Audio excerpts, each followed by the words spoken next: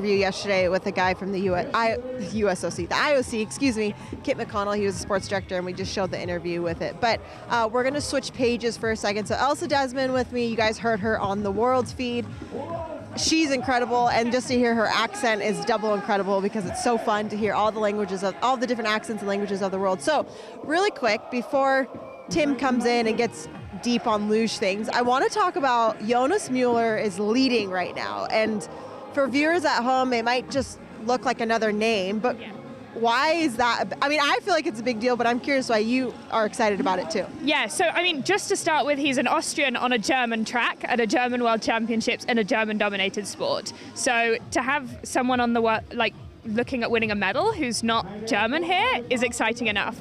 And then 2 weeks ago in Sigolda, he had quite a significant crash. He walked away physically fine, but his sled was destroyed in that crash. So he flew home, and then they built him a new sled, really, almost from scratch, I think, over the last sort of week and a half. Like brand new, like just redid the whole thing. Well, I think it's made up of parts and bits of old sleds, and so it wasn't completely from scratch. The pod and things already existed, but it's so tricky to change sleds like that in the middle of the season when you've done all of your pre-season and all your training on one sled. So to come back here and be on a different sled and to be producing these sorts of results, and mentally to have a crash like that and come back, it's such an achievement. It's pretty wild. So for anyone that didn't see the crash, so it was out of curve 14. Out of curve 14 in Sigolda, and what happens is it's this it's a medium-sized curve with a really long straightaway into a massive curve. And so what happened, I mean, you probably remember better than I do. Yeah, so he was too high at the end of 14,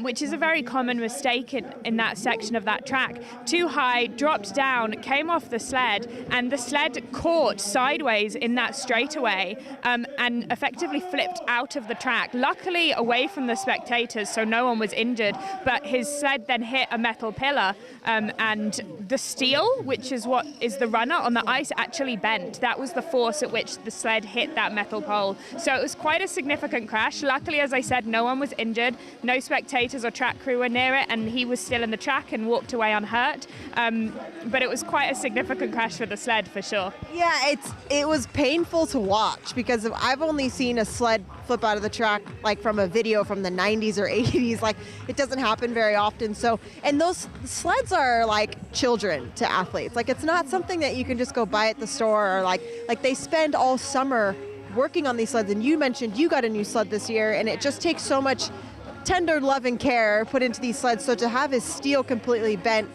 is intense and a little traumatic. And then you're right, like getting on a brand new sled. And so it's just been a huge comeback a little bit for Jonas Mueller. But do you think that maybe it took the pressure off of him because no one really expected anything?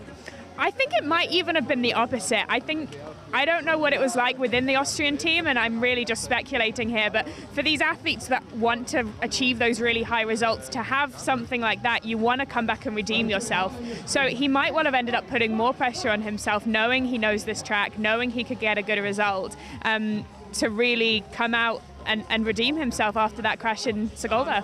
So for you, have you had, what is it like coming back from your worst crash? I know for me it's really tough. So I think he's doing it with such ease, but put us in a mind of an athlete what that really feels like and what it's felt like for you.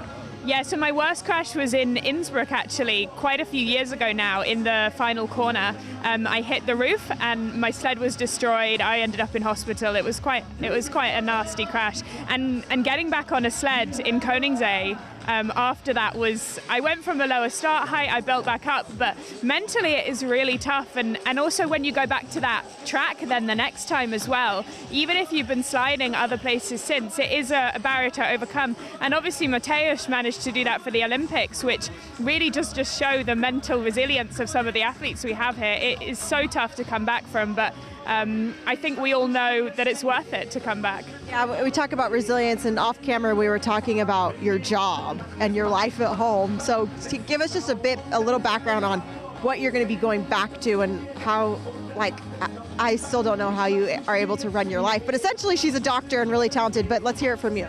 Yeah, so I'm a doctor. I'm working in acute medicine. I spend a lot of time in the emergency department. And to anyone that knows about the UK, which is where I'm working, the NHS is sort of in crisis at the moment. So I'll be heading back in a couple of weeks to go and do my bit. But yeah, it's a quite high pressure environment. Well, I think that transitions quite nicely to this, because this is a pressure cooker as well. Have you ever, in a far off world, have you ever been able to use your doctor skills on athletes here, or like anything like that? All too frequently, yes. There aren't that many doctors that travel with the circuit. So, for example, Selina Egler, when she injured her hand in Segolda, I was helping her on a daily basis with the recovery through that. And lots of the time we're not in places that have hospitals locally. And so it is easier for athletes to come and see doctors that are on the circuit, and being one of the only ones that isn't connected to a team, so more independent, I do end up seeing a lot of athlete injuries. That is wild. Do you carry just like a bag of drugs, a bag of medicine for everyone? I mean, is that illegal? But you're in a different country. Maybe it's not illegal. I don't know. I don't, purely because of the doping control risk. I could if I wanted to, but I don't want to get into that risk. You're like, I don't want to be tied. I don't want to, because then you're the doctor but then you're an athlete. That's conflict of interest. Yeah, I don't want to get into that. I will help people, but not with drugs. Oh, that is so funny. Okay, so we're just a few minutes away from the second run. Let's talk about it really quick. Jonas leading, super cool. Gleischer in second, Max Langenhong in third. What do you think? If you were to put a bet on this, what would you say? So I definitely think it will be a Germany-Austria medals. I would say probably Austria, Germany would be my bet. But exactly which ones within that, we wait and see. Do you think Felix will make his way back on? Because he's not used to sitting off the podium like this. If I had to put money on, I'd say Felix for third. Okay, I like that. Okay, well, I'm going to let you guys go. I think we're just a few minutes away from the world's feed, right, Tim? I'm going to let you guys go prepare. Yeah. What were you guys just talking about? We were talking about sliding, of course. Felix, I heard something. I said Felix for third would be my bet. Oh, okay. Yeah. What I wanted to talk to you about is, and we touched on this during the live call, was Armin Ziegler and Felix are tied with 6 gold medals in their career each. Both have 2 Olympic gold medals. Yes. Both have 10 or so total World Championship medals, and both have a closet full of World Cup trophies. Who's the best? Oh, that's a very difficult question. I think they're very different in terms of the technologies they had and support they had and structures they had. I don't think I could say who I think they're both phenomenal athletes. Can I say that Natalie Geisenberger is the best? There is no question that Natalie Geisenberger is the best. So once again, you go out on a limb, Elsa. Yeah. Now, actually, I'm not going to make my prediction, but I can tell you that I've spoken to a lot of people over the years, and a lot of Germans, and they rank Armin as number 1, still. I think I would probably have to agree. And one reason they do is the full body of work with the World Cup, World Championships, and the Olympics. He has 6 Olympic medals all told. Yeah. Felix has those 2 golds. And the fact that, and this is the recurring theme in the sport of luge, about 1 out of every 2 World Championships is in Germany. Yes. So Armin was winning those world titles on foreign soil. I don't think there were more than 1 or 2 in Italy during his great reign. Okay, run number 2. What do you think? I think, as I said, I think Austria, Germany okay. would be my bet. That will be the situation here. We also have the team relay coming up. Come on, Germany's got to be the prohibitive favorite in that one. Oh, definitely, yeah. So really the other question is, who else is on that podium? I mean, Austria I would expect to see up there. Latvia potentially. USA potentially could get up there. I think the real competition is who's going to get third. I think it will be Germany, Austria, and then a fight for third. Okay. And I've got one last question for you, and I know you and Kate covered a lot of ground, so apologies if it's already something I talked about. We talk about small nations, we talk about all sorts of aspects of sports, but why are you doing this? I gotta be honest. I've met very few people that loved it so much against all odds as you do, Elsa?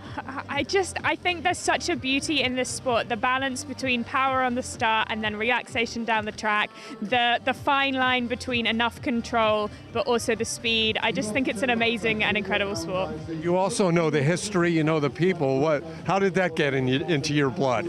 I don't know. I saw it as a child and I just knew it was something I wanted to get involved in, and I followed the sport as a child and as a teenager until I got onto the sled, and then the second I got here I took every opportunity that I could to get involved. Okay. Well, we hope you stick around for a while, and she will be sticking around for the rest of the race calls here, but Studio Live continues. We'll be on the other YouTube channel in just a few moments. Kate Elizabeth Hansen, take it away. Oh my gosh, she knows my middle name. Wow. Thank you guys so much. Have fun in that booth.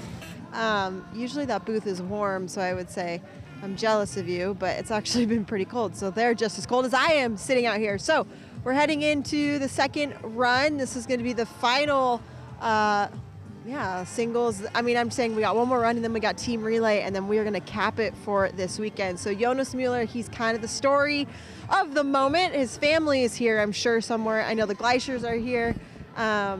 So just a cool moment for Austria. I know yesterday Egla was sitting in medal contention but then lost it after the second run, so we'll see if Austria can stay consistent. So everybody grab a snack. It's going to be a great show. It's tight racing within that top 5, so switch on over to the World's feed, and we will catch you on the other side, and hopefully we'll be back after the race with some post-race interviews, and we can talk to some of the athletes and see how they felt about it. So FIL Studio signing off. Second race for the men. Here you come.